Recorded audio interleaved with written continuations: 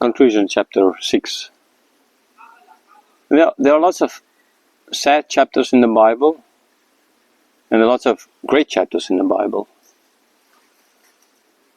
Sure, sad chapter, Jesus dying on the cross. A great chapter, Jesus rising from the dead. In this case, this chapter really sad because it shows man, our sin, evil thoughts, evil deeds, evil thoughts, destroying not only ourselves but everyone around us, and even nature. Everything is destroyed because of our sin. And it's so bad that God, anthropomorphistic ways stated so that we can understand it, regretted making us. So God is to destroy us all. Our sin, we are the reason. See, that is the only thing again, what we bring to the whole salvation aspect is, we just bring sin to it. Destruction, death, that's all. But God brings grace. God brings salvation. Like in this chapter as well. So with the evil of it, us, the grace of God shines through. Okay? God making sure there's one person. Not taking him away, like he did with Enoch. He could have taken him away and then just sort of destroyed everyone. But no. God leaving him with his family on earth to restart everything. To restart creation, as we're going to see in the next chapters. That is what God does. He tells him how to build the boat. God tells him to take the animals with. God tells him to make food for all. God speaks, right, with Noah. Unlike this, God could speak, right? Unlike what they show with this, that God's on one side doesn't, this big chasm between us and God doesn't reach out to us kind of idea. No, God is speaking with him.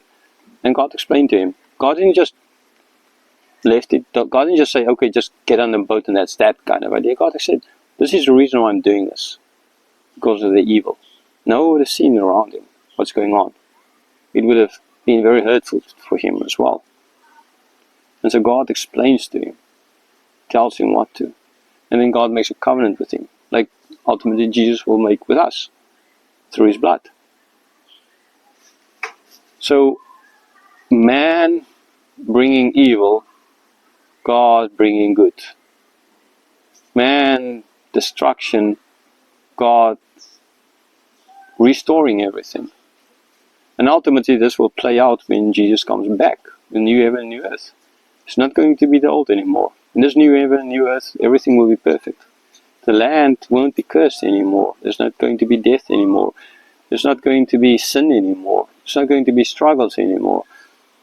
All at last will be finished. As we're going to see in the next chapters, that it didn't work so with Noah. Yes, they survived.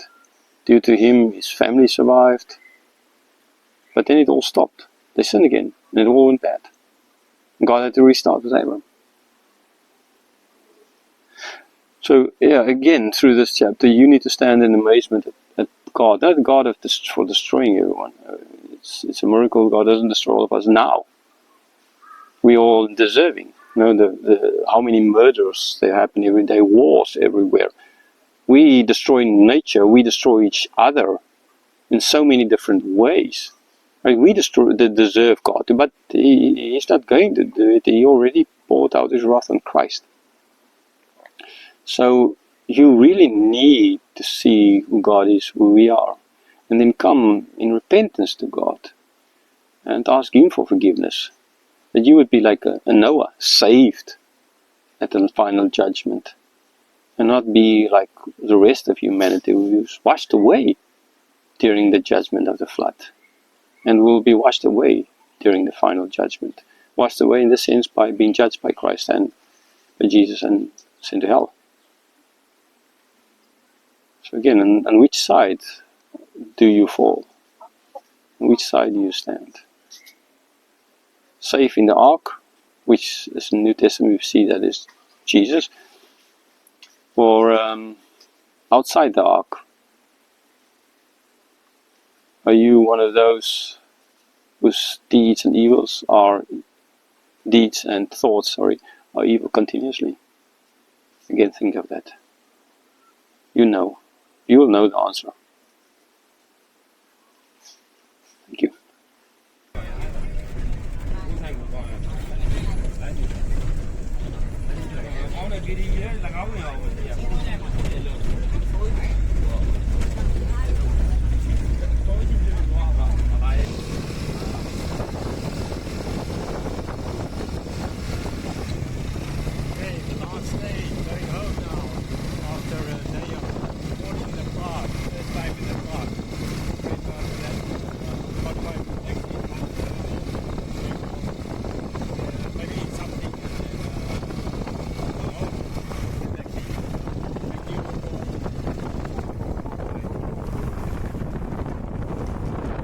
Okay, so after a hard day's work, I think it's time to eat. We just get some, well, I think it's most likely Chinese because it's sweet and sour pork, which is a very Chinese thing. But anyhow, it's here in Yangon, well, in the north of Yangon, outskirts of the city. And even a beautiful flower. I mean, carrot flower, kind of.